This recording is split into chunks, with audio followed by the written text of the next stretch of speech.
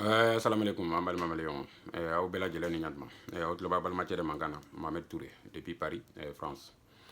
No vrai, Malion, Bifana Beboka, Flafla Bla, réseaux sociaux. Kasababu, Anyabe vidéo doula, ou va circuler WhatsApp, vidéo nous, on peut faire Kumakan.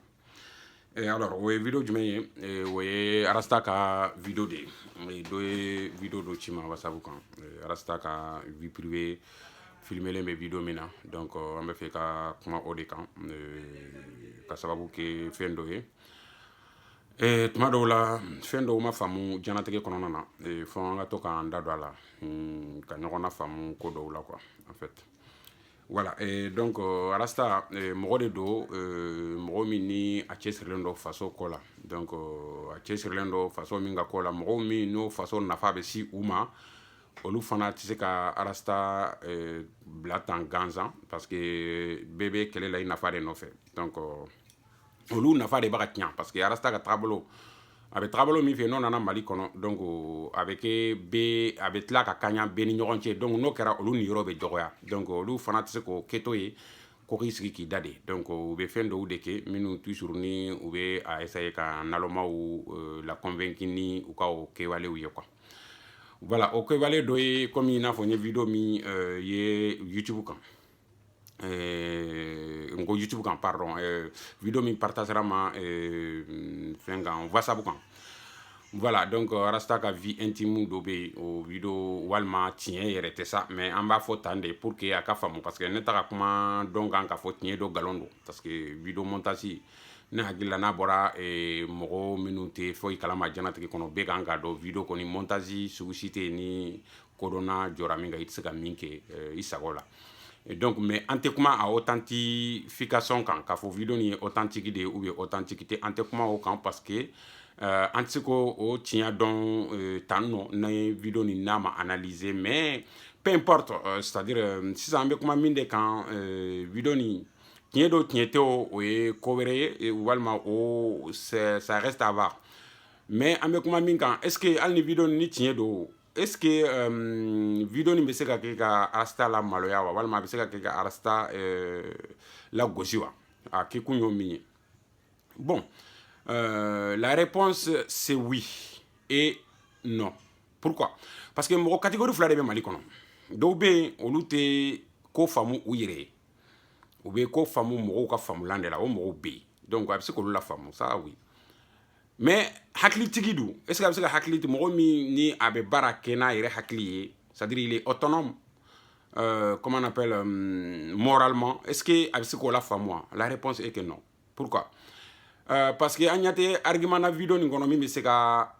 mɔgɔw dɔ jalaki c'est à dire an ɲa tɛ jalaki yɔrɔ la vidéo nin na mɔgɔw dɔ jalaki bɛ se ka bɔ vidéo nin kɔnɔ cogoya min na an ɲa t'o cogoya la quoi en fait donc c'est à dire est ce que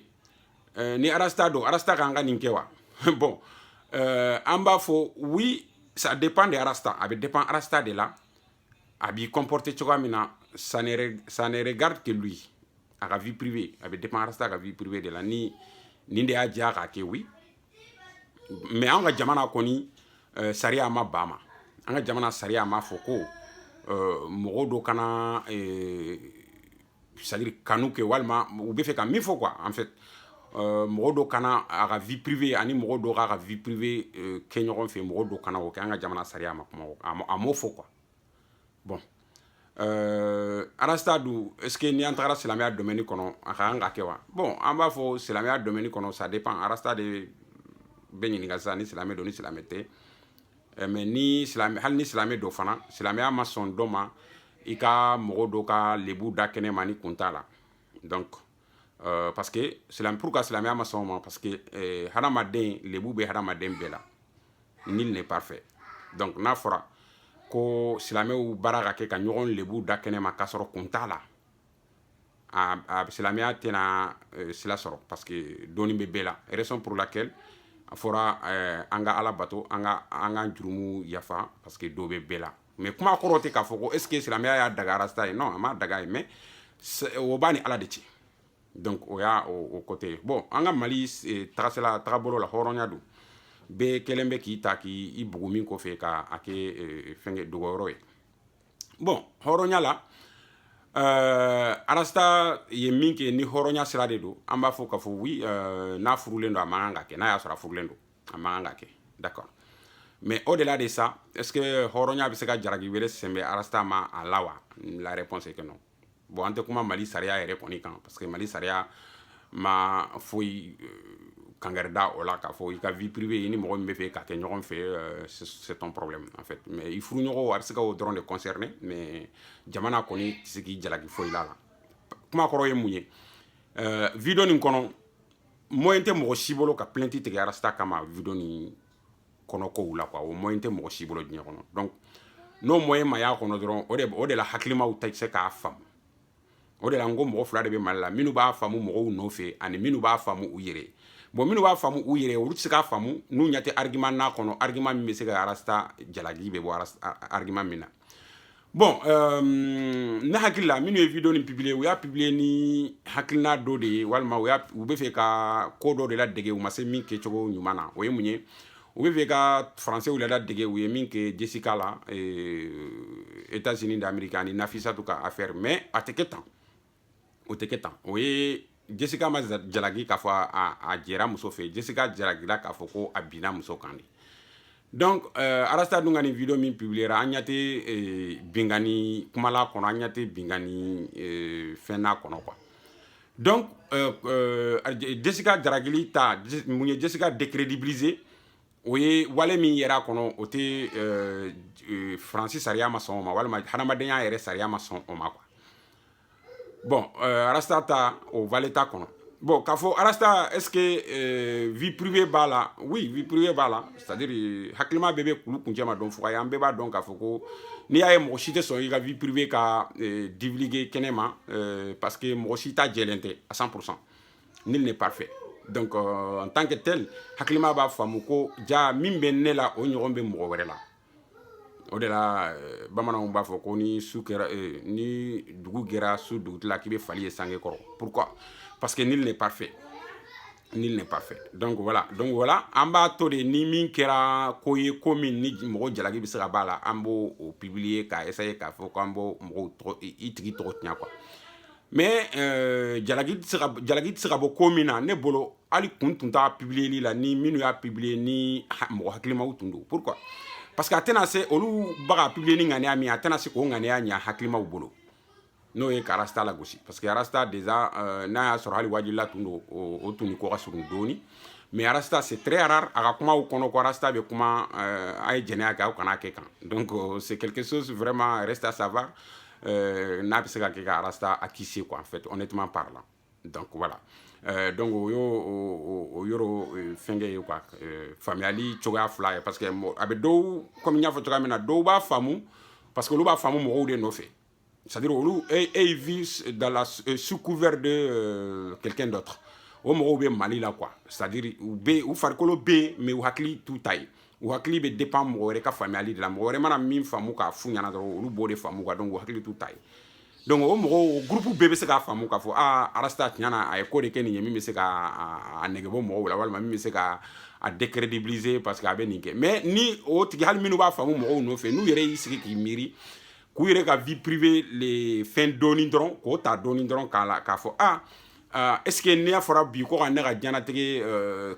ko kɛtaw bɛɛ filmer k'a bila internet kan est ce que ni mɔgɔw bɛ ɲɛ a la wa bah a tigi b'a faamu k'a fɔ ko ouais c'est pas comment on appelle voilà ani mɔgɔw tɛ ɲa la quoi ani mɔgɔw tɛ ɲa la parce que c'est pas évident donc o de bɛ mɔgɔ dɛmɛ k'a faamu quoi en fait bon arasta ye mɔgɔ de ye mɔgɔ min engagé faso comment on appelle ka ɲɛtaga kɛlɛ la c'est-à-dire n'a bɛ fɔ o ma activiste bamanankan na an bɛ se k'a définir cogo di an b'a fɔ mɔgɔ min ni a y'a ŋaniya siri fasoden min n'a y'a ŋaniya siri k'a faso dɛmɛli baara kɛ a tɛ faso ma ta baara la mais a yɛrɛ y'a ŋaniya siri k'a faso dɛmɛ a bɛ fɔ o ma ko activiste donc avec o ŋaniya yɛrɛ dɔrɔn arasta ka côté la ne hakili la o wasera o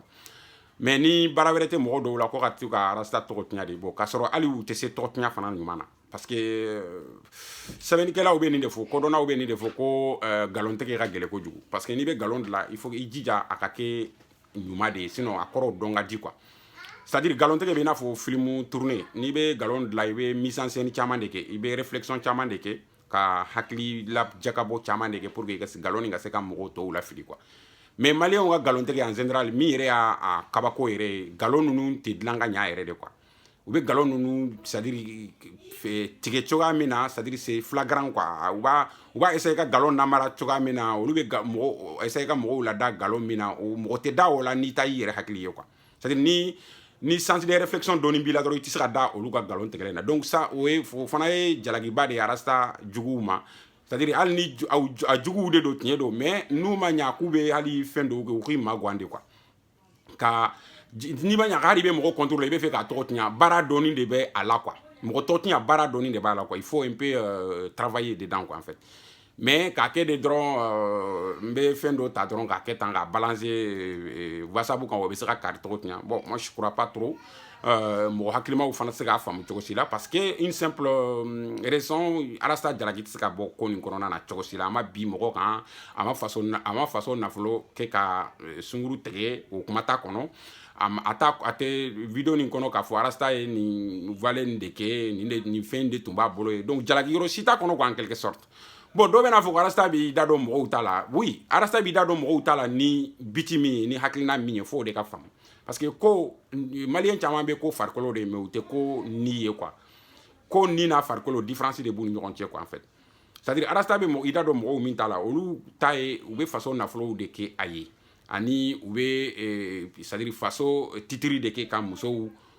comment on appelle harceler donc o n'a ɲɔgɔnnaw olu loi kɛlen don k'olu condamner formellement donc olu bɛ se ka dénoncer mais mɔgɔw k'a fɔ ko kari bɛ sunguru tigɛ mali kɔnɔ yen nɔ kari bɛ sunguru tigɛ ne ma deli ka arasta ye ka mɔgɔ do jalaki sunguru tigɛ la fɔlɔ k'a fɔ ko kari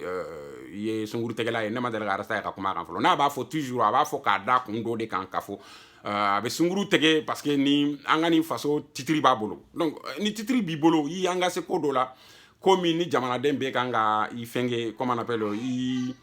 c'est-à-dire a ka danaya da i kan e man kan ka ye ko sugu dɔw la quoi voilà e man kan ka ye ko sugu dɔw la quoi n'o ye i n'a fɔ comme k'i tulonkɛ musow la ni fɛn ninnu parce que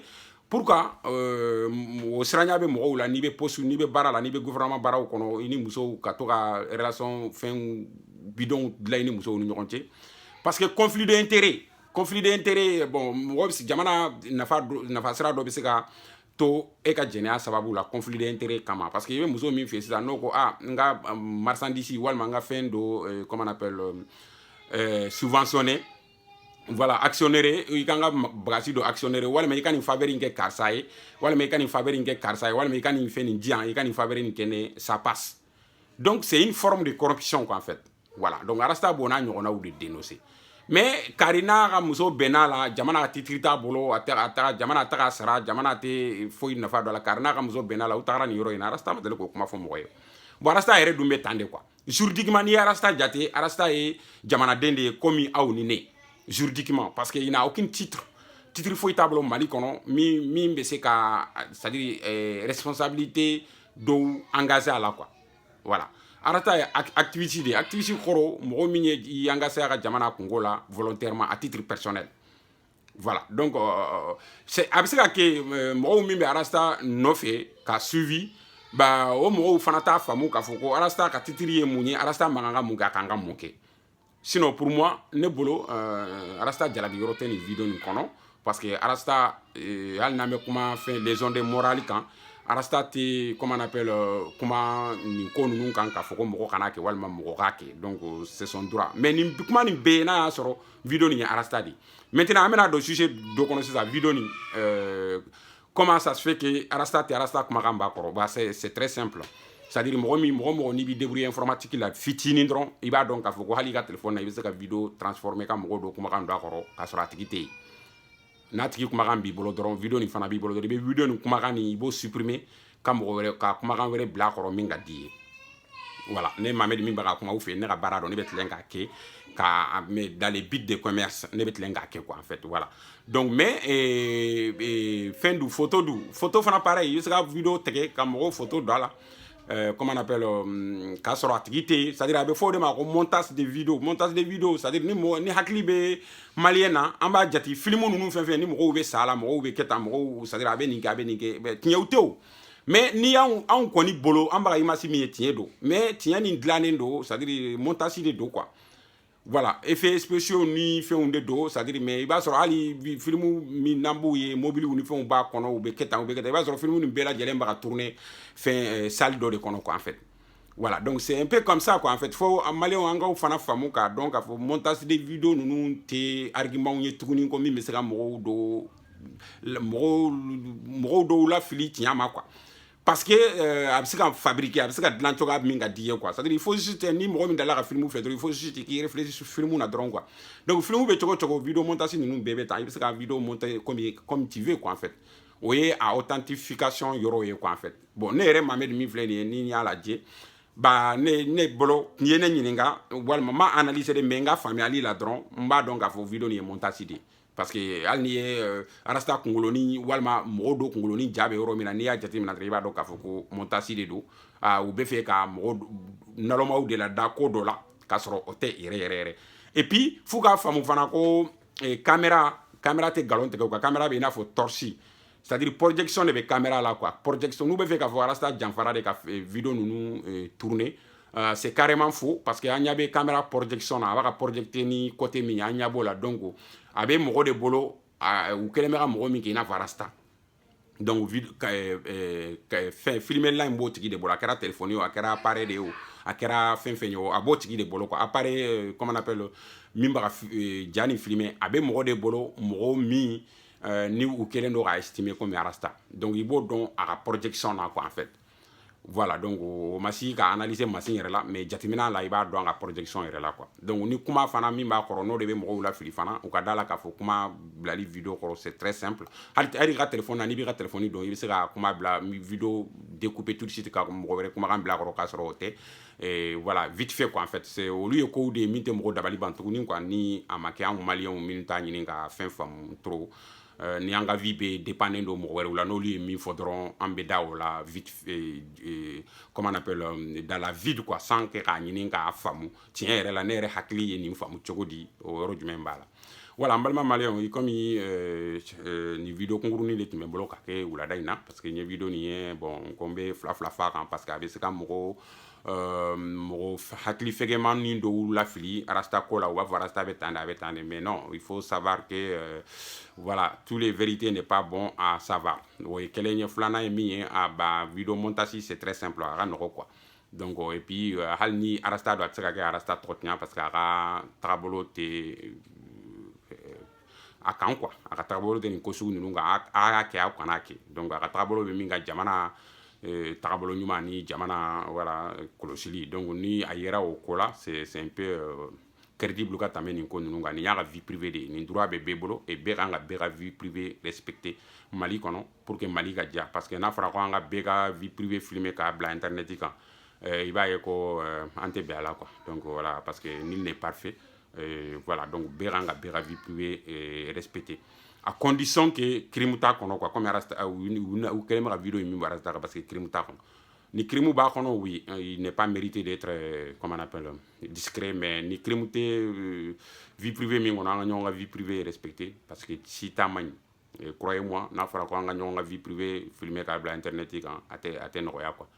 donc voilà o de don n b'a fɔ ko n balimaw aw ni ce aw ka tilomajɔ la hakɛto bɛ nin kan saliwala Mahamadu